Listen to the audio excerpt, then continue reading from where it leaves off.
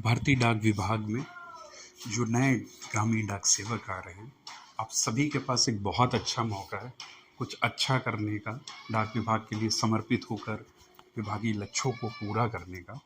हो सकता हो आपके पास आसपास ऐसा माहौल हो जहाँ पर आपको बताया जाता हो कि बहुत कुछ करने से कुछ नहीं मिलने वाला इस विभाग में, नॉर्मल वर्क करिए, जितना बोला जाए उससे कम करिए, और एक तरीके से आपके आसपास डिमोटिवेशनल फैक्टर ज़्यादा हों जो आपको अच्छा काम करने के लिए रोकते हों। तो उन सब के बीच डाक विभाग एक बहुत बढ़िया ड्राफ्ट लेकर आया है, सुझाव मांगे गए हैं और मान के चलिए कि डाक विभाग इसे लागू करने जा रहा है। डाक विभाग उन ग्रामीण डाक सेवकों को प्रोत्साहित करना चाहता है, ग्रामीण डाक सेवकों को एक बड़े स्तर पर सम्मानित करना चाहता है जो विभागीय लक्ष्यों को पूर्ण करने के लिए ग्रामीण क्षेत्रों में डाक विभाग की छवि को चमकाने में अपना बेस्ट देने में लगेंगे। ड्राफ्ट ये आया है कि ग्रामीण डाक सेवकों को विभिन्न तरीके के इंसेंटिव जैसे आईपीबी का प्रीमियम खाता खोलना हुआ या टीडी कमीशन या अन्य चीज़ें तो मिल रही थी। अब एक स्पेशल ऑफर जैसा मान के चलिए कि अगर आप ग्रामीण डाक सेवक के रूप में काम करते हुए कुछ अच्छा करते हैं, कुछ अच्छा करने का मतलब हुआ, उदाहरण के लिए सपोज करिए कि आपने पिछले 3 महीने में जो चयन के मापदंड के महीने निर्धारित किए जाएंगे और उन 3 महीनों में आपने बहुत अच्छा काम किया है, तो 3 महीने अगर आपने बैक टू बैक 3 महीने बहुत बढ़िया काम किया है तो डाक विभाग की ओर से एडवांस स्किल ट्रेनिंग आपको उपलब्ध कराई जाएगी और उसमें आपको प्रायोरिटी दी जाएगी।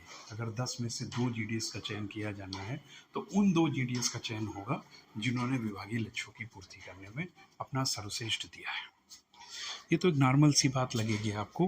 अब सबसे अच्छी बात है, आपने 6 महीने बहुत अच्छा काम किया है, 6 महीने विभागीय लक्ष्य खाते को खोले हैं, पिलाई आर पिलाई किया है, आर्टिकल बुकिंग किया है और सबसे बेस्ट परफॉर्मेंस रहा है आपका डिवीज़न में, सब डिवीज़न में, तो आपको ट्रांसफ़र की छूट मिल जाएगी। ट्रांसफ़र की छूट मिलने का मतलब जो नए जीडीएस ज्वाइन हो रहे हैं उनको पता होगा कि आप 2 साल के बाद अप्लाई कर सकते हो।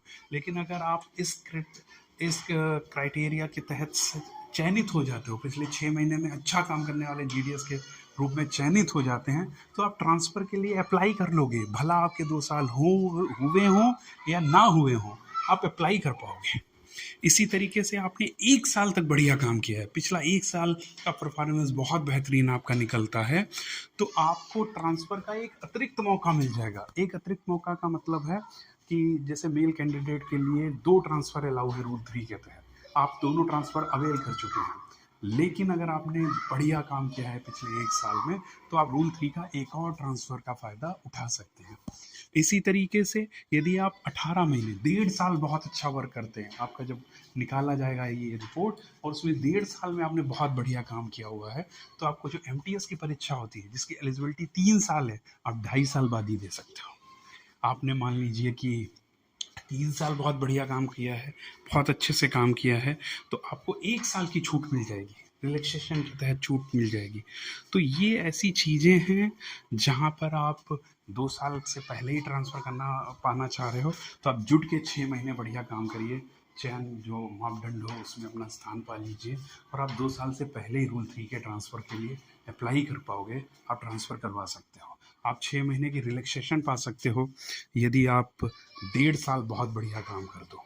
तो ये एक ऐसी चीज़ें विभाग लाए हैं जहाँ पे आप विभाग के लिए जुट के समर्पित होकर काम करिए और आप ये मान के चलिए अगर आप बढ़िया काम कर रहे हैं, बड़े स्तर पर इसको रिकॉग्नाइज़ किया जाएगा, आपको सम्मानित भी किया जाएगा और जब बढ़िया काम करेंगे, आप आईपीबी के ज़्यादा खाते खोलेंगे तो उधर इंसेंटिव 34 रुपये के आसपास आपको मिलेगा ही और इधर आपके पॉइंट्स भी मिलेंगे। तो अगर आप देखें कि विभाग ने जो पॉइंट्स का क्राइटेरिया निर्धारित किया है वो क्या क्या है, अब अगर आप चाहते हो कि मैं इस तरीके का जीडीएस बनना है मुझे, तो सबसे पहला उन्होंने कहा है कि जो बचत खाता आप खोलें वो 1000 रुपये से जब खोलेंगे तो हम मानेंगे, उसके लिए आपको 5 पॉइंट मिलेंगे। मतलब अगर आपने डाकघर का एक बचत खाता खोल दिया 1,000 रुपये से, तो आपको 5 पॉइंट मिल गए। 1,000 रुपये की आरडी खोल देंगे एक, तो 5 पॉइंट मिल जाएंगे। टीडी खोल दिया अगर 5,000 का एक, तो 5 पॉइंट मिल जाएंगे। सुकन्या खाता 250 रुपये से खोल दिया तो भी 5 पॉइंट मिल जाएंगे। तो इस तरीके से एक एक खाते इस तरीके से आप 5 पॉइंट बना सकते हैं। 2 लाख सम एश्योर्ड की कोई भी पीएलआई आरपीएलआई कर दीजिए, प्रीमियम कितना भी हो, आपको 10 पॉइंट मिलेंगे। प्रधानमंत्री सुरक्षा बीमा, जन ज्योति बीमा योजना, इस पे 5 पॉइंट मिल रहे हैं। सबसे अच्छा देखिए, एक आर्टिकल पर वो 2 पॉइंट दे रहे हैं।